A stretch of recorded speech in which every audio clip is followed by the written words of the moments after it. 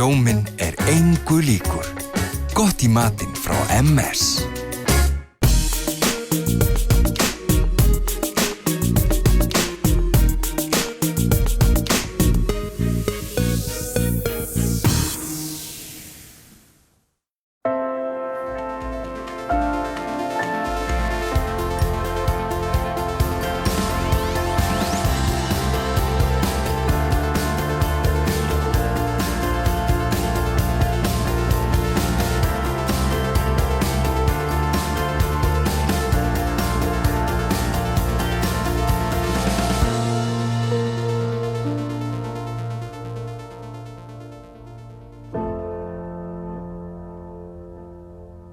Komið í blessu og sæl og velkomin í Bjarnabúð. Bjarnabúð í Reykholti. Við ætlum að halda okkur hér í uppsveitum Árnessýslu framan að þætti, en svo höldum við í austurátt og heimsækjum meðal annars formann félags ungra bænda sem býr í Mýrdalnum og skoðum upplýstan foss á síðu. Við blöndum okkur líka í vangaveltur samgöngur og sunnlensk vegamál, en sámálaflokkur oddvita Grímsness og Grafningshrepps ofarlega í huga. Ég hef nú mestar áhyggjur orðið að vegagerð ríkisins því miður. Við erum farnir að upplifa það að vegakerfi og samgöngukerfi ber bara ekki alla þessa umferð því miður. Og ég held að vetrarþjónusta vegagerðarinnar megi nú lagast talsvert ef við ætlum að fara að taka við rúmum 1 milljón eða 2 milljónum 2025. Já, ég get allavega einhverju leyti tekið undir það því að svona þessar helstu ferðamannaleiðir eins og vegurinn í gegnum þjóðgarðinn og Biskupstungnabraut upp að Gullfossi fyrir ofan Geysi og fyrir neðan Reykholt. Þetta eru vegir sem hafa látið mjög á sjá núna undanfarið og þarf að fara að styrkja og bæta. Hver ástæðan? Já, þetta eru orðnir bara gamlir vegir, kannski fyrir það fyrsta og umferðin hefur þyngst óneitanlega mikið. Það er mikil rútuumferð á þessum vegum. Þannig að það er ástæðan. En hvað með svona viðhald? Hefur ykkur ekki tekist að halda í horfinu þá? Nei, það hefur óneitanlega orðið aðeins fyrir barðinu núna á peningaleysi undanfarin ár og þannig ekki geta gert allt sem við hefðum þurft að gera. En við svona kannski sjáum aðeins til betri vegar með það, þannig að við sjáum fram á að geta farið í þessi verkefni eitthvað á næstu árum og menn að fara að stilla 4 ára áætlun fyrir viðhald þessara vega. Eru einhverjir staðir sem eru beinlínis orðnir hættulegir? Nei, ég vil kannski ekki taka svo djúpt í árinni. Það er kannski næsti gæti verið vegurinn í gegnum þjóðgarðinn og Biskupstungnabrautin fyrir ofan Geysi. Þeir eru farnir að láta mjög á sjá og þyrfti að fara að huga sem allra fyrst. Þetta er gleðja oddvitan sem ætlar að hitta okkur í borg í Grímsnesi á eftir. Það veist ekki að segja, má bjóða þær afrit? Jú. Það ekki? Má bjóða þær afrit? Jú, takk. Og þá ger ég hvað? Hann sagði já, takk, þá ættir bara jáið. Svona? Bara fastar. Pottfylluna er alveg frosin. Ég var bara eitthvað ofpempjuleg með þetta. Gjörðu svo vel. Takk fyrir það. Takk fyrir komuna. En nú best að kveðja Bjarnabúð og hlaupa yfir í næsta hús, á veitingastaðina Smikka, því þar eru spennandi hlutir að gerast.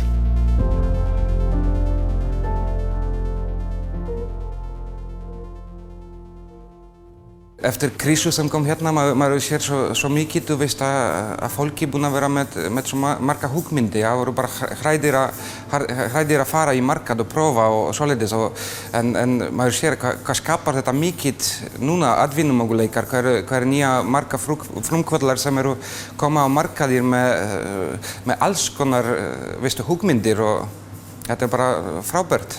Gaman að sjá þig. Við vorum nú reyna að stofna einhver nýtt samstarfsverkefni. Ég komið sæl og blessuð og hjartanlega velkomin á þennan frumkvöðladaginn okkar. Ferðamálaráði uppsveita var stofnað haustið 2014. Strax á okkar fyrsta fundi í haust kom fram þessi hugmynd að halda einhvers konar Build a Business Day, leiða saman íbúa sem væri með góð hugmyndi og ráðgjafa sem vinna daglega við þetta að hjálpa einstaklingum að byggja upp og efla viðskipti. Það voru 40 mann sem að skráðu sig á þátttökulista frumkvöðladagsins sem að haldinn var í Reykholti í síðustu viku. og þegar fundur var svo settur kom í ljós að fundarmenn voru rúmlega 50. Áhuginn greinilega mikill og kannski lýsandi fyrir stemninguna sem að ríkir í uppsveitunum. Já, ég held að ég get alveg sagt það. Ég þekki uppsveitamenn ekki af neinu öðru en svona jákvæðni og svona framsýni og þeir eru svona áhugasamir bara allt mögulegt og alltaf svona tilbúinir til að kíkja svona hvað hægt að gera og eitthvað nýtt og eitthvað spennandi. Fundagestir voru úr öllum 4 sveitafélögunum sem tilheyra uppsveitunum og hugmyndirnar fjölbreytilegar eins og bakgrunnurinn. Bændur og garðyrkjubændur sem eru kannski að bæta við og breyta í sinni starfsemi og svo erum við líka bara með fólk sem jafnvel að flytja hingað og svona að kanna hvað það geti gert eða unga fólki sem langar til þess að fara kannski úr farinu, fara ekki alveg í fótspor foreldrana, heldur taka hlutina pínlítið lengra eða pínlítið öðruvísi eða eitthvað svoleiðis. Og við erum kannski líka að vonast til þess að unga fólki sem fer og mennta sig í burtu það komi tilbaka og komi með eitthvað ferskt inn. Við þurfum að sinna atvinnumálum á þessu svæði vel, enda er það atvinna sem dregur að unga fjölskyldu og heldur fólkinu á svæðinu. Hér nóg vinna. Það ekki hægt að kvarta yfir því og það eiginlega svona lúxusvandamál frekar en hitt að það stundum erfitt að fá fólk í vinnu. Ferðaþjónustan hefur náttúrulega blómstrað og það mikið að gerast í garðyrkjunni og svo þessi hefðbundni búskapur og þar menn stundum að blanda saman ýmsu með búskapnum þannig að flestir hér slóðir hafa mjög mikið að gera. Og þess vegna ég sérstaklega ánægð að gefa sér tíma til að koma samt. Það nóg að gera. Hjónin Mikki og Bósena byrjuðu í konfektgerð árið 2009 og 2 árum seinna opnuðu þau svo veitingastað í Reykholti sem heitir Restaurant Mika og hefur nú verið stækkaður umtalsvert. Fyrst og fremst það var einmitt að kveiknaði þessi hugmynd að gera eitthvað aukalega og þá fórum að hugsa þetta konfekt og áttum pláss í bílskúrnum sem vorum að breyta í þessi súkkulaði verksmiðju, svona lítla súkkulaði herbergi. Kunnur eitthvað að búa til konfekt þegar þú varst að byrja? Nei, það var bara áhugi sem var. Fannst alltaf súkkulaði gott og eitthvað áhugavert við þetta og fannst þetta að vantar svona hágæta konfekt á Íslandi. Og ég fór til námskeið út í Belgíu og læri sangat svona grunninn, eins og má segja, og síðan bara tilraunir heima og lesa mikið af bækum og skoða mikið af myndböndum og svoleiðis en mikið af tilraunum. Og heppnaðist allt?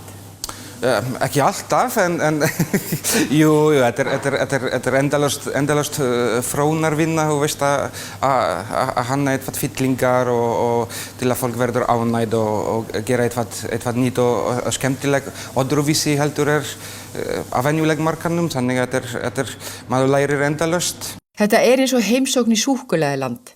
Heimagert konfekt, heitt súkkulaði í bolla, humar í hvítu súkkulaði og chili. Og svo það sem allra best við þetta allt saman. Brosa fólki, þegar fólk smakar þetta og kemur þessi brosa í andlitið. Ég held að skiptir mestu máli. Við í Ferðamálaráði uppsveitana hlökkum mikið til samstað við ykkur öll. Við skulum láta okkur dreyma og láta þessa drauma rætast. Takk fyrir.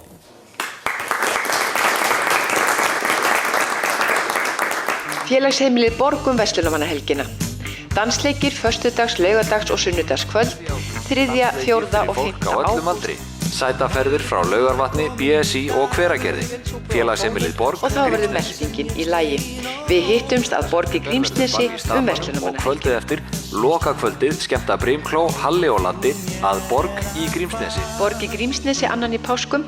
Pelikan leika á páskadansleiknum í fyrsta skipti austanfjalls. Brunaliðið hyggst starfa fram til 18. júní næstkomandi alveg á fullu.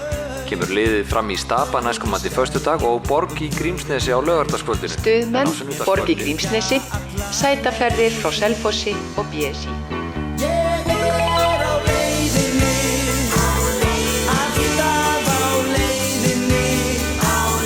Til þess að segja þér Við stöndum hérna fyrir framann sögufrægt hús Gunnar, félagsheimilið á Borg. Það hefur margt breyst síðan að þetta var svona aðal sveitaballastaðurinn hérna í sveitinni. Já, það er mikið vatn runnið til sjávar síðan, sko. Jú, það hefur náttúrulega ýmislegt breyst og það kannski stærsta breytingi var hérna 2006 þegar við tókum í gagnið bæði stjórnsýsluhús og skóla og íþróttahús og sundlaug hérna á svæðinu og eiginlega hefur ekki leynt látum í uppbyggingu síðan. Við kannski horfðum til þess að fá 15–20.000 gesti á ári en á síðastliðnu ári vorum við að fá 40.000 gesti og þetta kemur náttúrulega mest af fólkinu yfir sumartímann þegar hvað best er veðrið en það kemur okkur líka á óvart hvað sundlaugin er gríðarlega mikið notuð helgar yfir veturinn. Já, það var allavega á byggingatímanum þegar við vorum að byggja og reistum rennibrautina þá sögðu nærsundungar okkar að það var dálítið skrýtnir sem Grímsnesingar að láta ekki rennibrautina hitta hon í sundlaugina en rennibrautinu hönnum með það fyrir augum og hún á ekki að fara honni í laugina sjálfa en rennibrautin á að vera svona, svo að það sé nú sagt. Það sem hefur kannski verið hvað merkilegast í sögu sveitafélagsins er að þegar virkjanirnar eru byggðar í kringu 1940, Sogsvirkjanirnar, þá verður þéttbýlismyndunin hvað mest á Ljósárhólssvæðinu. Þar byggist skóli og þar byggjast virkjanir og fullt af fólki í vinnu og megin hjarta sveitarinnar sló vestur frá, svona í þéttbýlistengingunni. En síðan þróast bæði virkjana starfsemin og íbúasamsetningin þannig að Borg verður svona meira og meira miðsvæði sveitafélagsins og síðan hætta menn að búa við fossana eins og við köllum það. Þannig að 100 manna byggð hverfur þaðan og uppbyggist í raun og veru þéttbýlismyndunin hérna á borgarsvæðinu og í framhaldi af því er byggður skóli hérna á borgarsvæðinu. Og eftir það hefur þetta gerst mjög hratt, þar sem að fólk hefur áhuga á að búa í Grímsnesinu góða, þar sem að útsvarið er lægst á Íslandi. Þannig er rétt að halda því til laga? Já, mér finnst það nú alveg nauðsynlegt. Eru þið svona ríkir hérna eða hvað? Nei, ég vil ekki segja að við förum bara vel með. Viltu spá fyrir okkur hvernig þetta mun líta út kannski árið 2025? Ég hugsa íbúaþróunin hérna verði svona nokkuð í samræmi við íbúaþróun bara á Íslandi almennt. Við erum ekki í varnarbaráttu, við erum ekki í risastórum stökkum. Ég held að fólk sæki hingað í svona þessa sveitaromantík og rólegheit en það er talsvert á fólki sem vinnur annar staðar heldur en hér. Það er stutt á Selfoss, það er stutt í allt nánast. Þannig að fólk sækir hingað til þess að búa hér og hafa það notalegt og vinnur annar staðar. Ég sé ekki fyrir mér risa iðnaðarver eða neitt þess háttar hér, það er alls ekki svona það sem maður sér fyrir sér og heldur ekki þeir sem að kalla eftir starfsemi hérna á svæðinu. En ferðaþjónustan hefur aukist alveg gríðarlega hér í kringum okkur, Grímsborgum, minniborgum og þessum stöðum það sem að Íon hótelið og Borealis og fleiri ferðaþjónustu staðir sem að eru að byggjast upp og það er náttúrulega þarf fólk til þess að vinna þar. Og þið njótið góðs af því hér? Já, auðvitað gerum við það og við erum náttúrulega bara á þessum gullna hring þar sem að allir er farið í gegnum nánast túristar Íslandssögunar, þessi milljón sem að koma að heimsókja okkur. En hvað með þá sem að dreymir til dæmis að flytja í þennan hrepp með öllum þessum kostum, er nóg land hérna? Já, og það er sveitafélagið á skipulagt svæði hérna á borgarsvæðinu fyrir íbúðarhús og svona eins og við segjum léttar iðnaðarlóðir. Þannig að það er til lóðir á svæðinu. Og ég held að það var nú bara verið upphæð þess árs sem að var samþykkt að framlengja 50% afslátt af gatnagerðargjöldum allavega út árið 2015. Þannig að það er allir velkomin í Grímsnesi góða.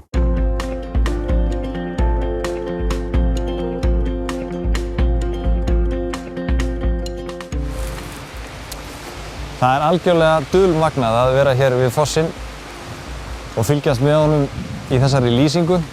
Á köldu vetrarkvöldi verður maður skítræddur við drekann í berginu.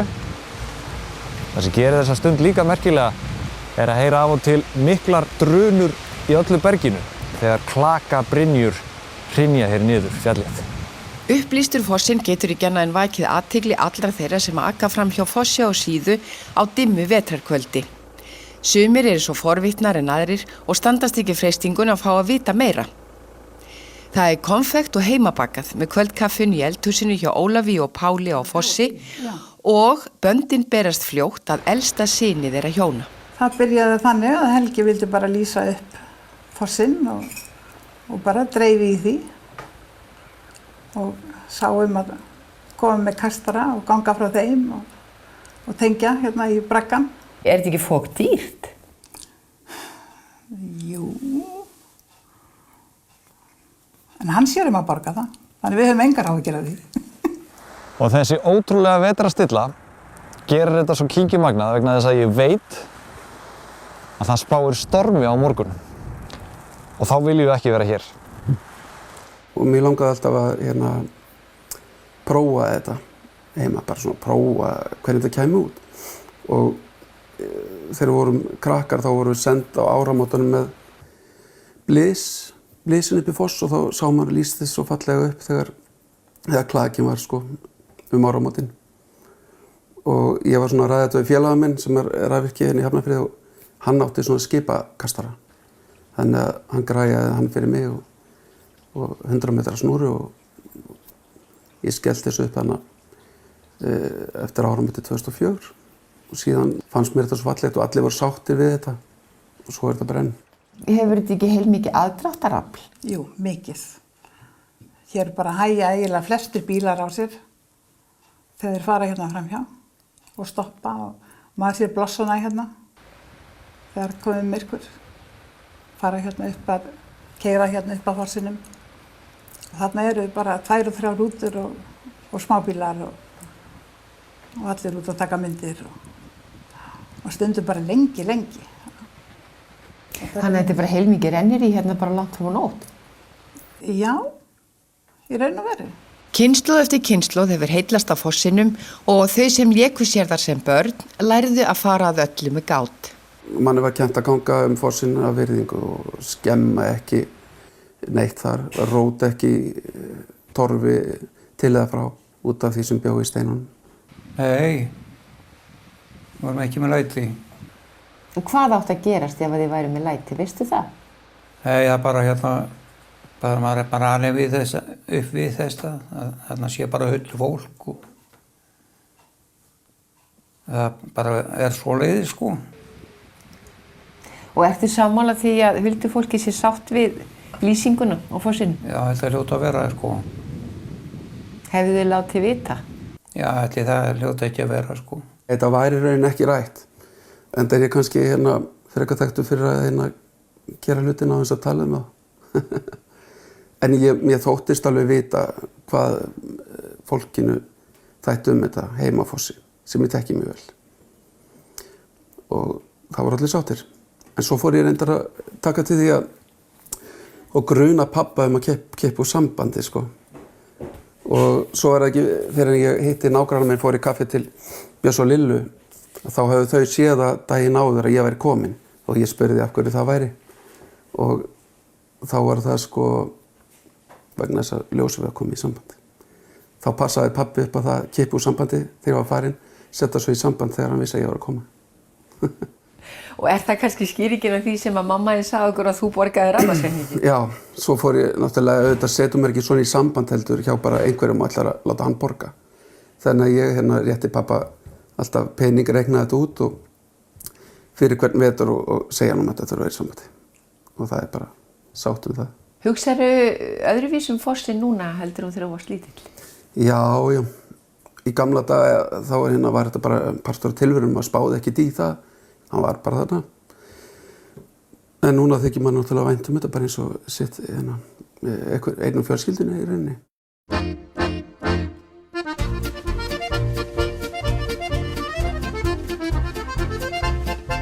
Þegar þú ert í sauðfjárbúskap þá þarf að vera góð með tölur.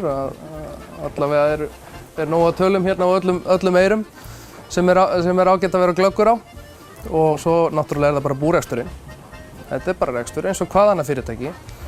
Svo allavega ólst ég upp við það ef maður ætlaði að vera góður bóndi þá þurfti mann að þykja vænt dýrin og fara vel með dýrin. Þessi er svona blíðlyndur og voðsætur. Já, það er nú, sumir tala um að það sé slæmt. Er það slæmt? Að þessi of spakir, sko. Já, af hverju? Ég veit það ekki alveg.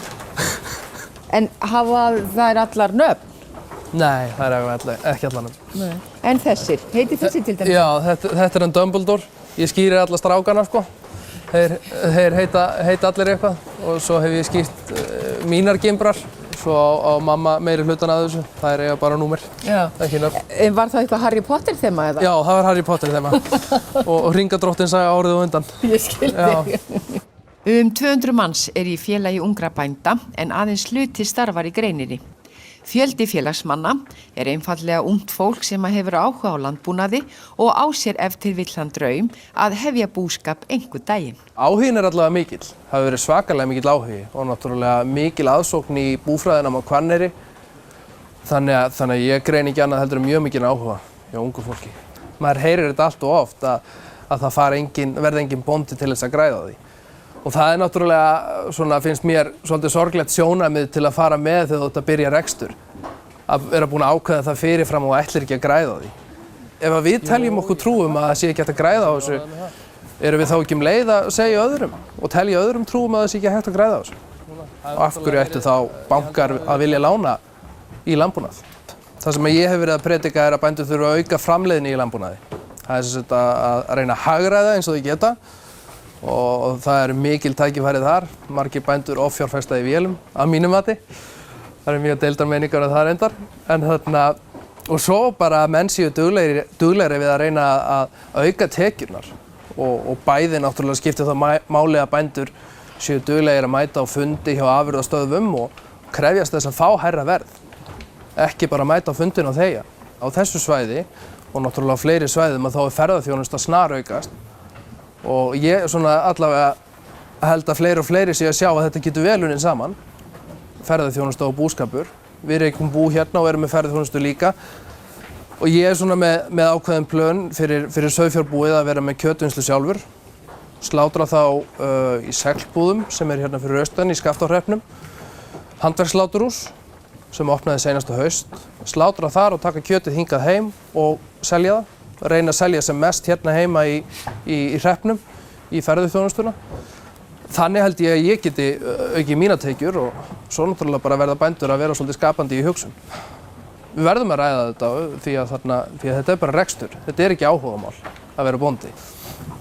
Er mikill munur á hugsunarhætti ykkar sem eru svona að teljist til ungra bænda eða þeirra sem eldri eru? Já, það er mismunandi sko, en mér hefur nú gengið ótrúlega vel að sannfæra afa hérna og mömmu um að gera breytingar sko. Einar er alinn upp í sveitinni. Mammans tók við búinni af pappa sínum og síðustu 30 árin hefur ferðaþjónusta verið hluti af búskapnum. Og á leið okkar í morgunverðarsalinn, sem að kallast gjarnan Glugghúsið, var reynt að ná tökum á viðeigandi göngulagi. Draga djöfulinn. Heitir það það? Já, draga djöfulinn. Hvað er sem djöful að draga? Ég hef nú aldrei vanist upp á þetta. Litli bróðir minn gerir þetta svolítið. Tekur þetta upp eftir honum afa. Hann gerir þetta? Já, hann gerir þetta. Ég er meira frjálslyndur í þessu. Já, þetta fer sem sagt eftir frjálslyndinu. Ég ætli það ekki, ég veit það ekki. Amma byrjaði með þetta og er held í stofnfélagi í ferðaþjónustu bænda. Þannig að maður er búinn að alast upp í ferðaþjónustuna alveg eins og búskapinn. Er þetta alveg samrýmanlegt? Að vera með svona hefðbundin búskap og svo ferðaþjónustu? Þetta fyrir bara mjög vel saman. Sérstaklega sauðfjárbúskapurinn sko. Í Sólheimahjáleigu er boðið upp á gistingu, morgunverð og kvöldverð og svo á Einar það til að taka lagið fyrir gestina. Þá flytur hann oftast eigin lög og ljóð sem flest öll tengjast sveitinni. Eins og það sem hann samdi landnámsmannin Loðmund.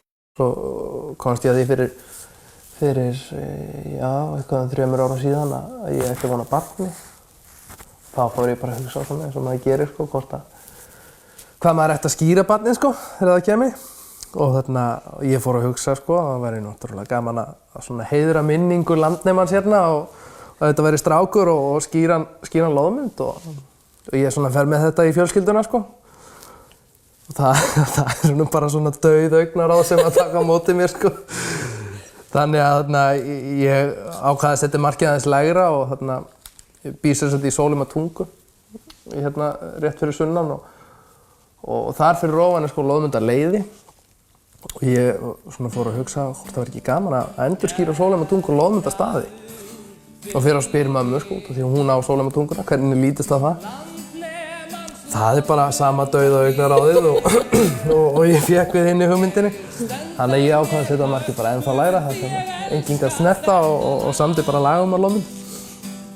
Og þarna, já, það er uppáhaldslagið mitt. Svona segir ákveðna sögu hérna og svona manns tilfinningar til staðarins og sveitarinnar. Dagarnir líða ég dóna, ég hugsa fjarlæga hóla.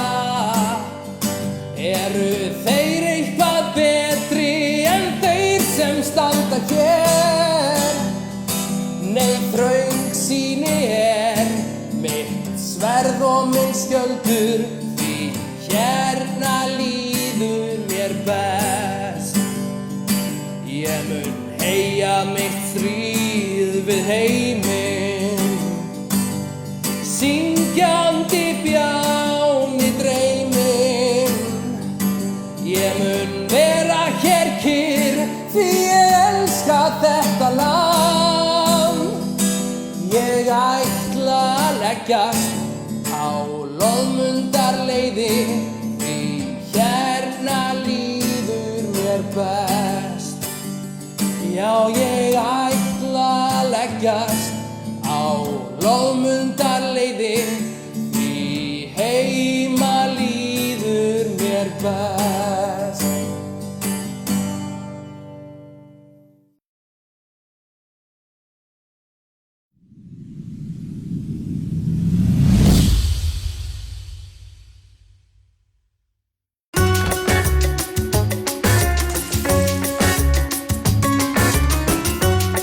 Rjóminn engu líkur. Gott í matinn frá MS.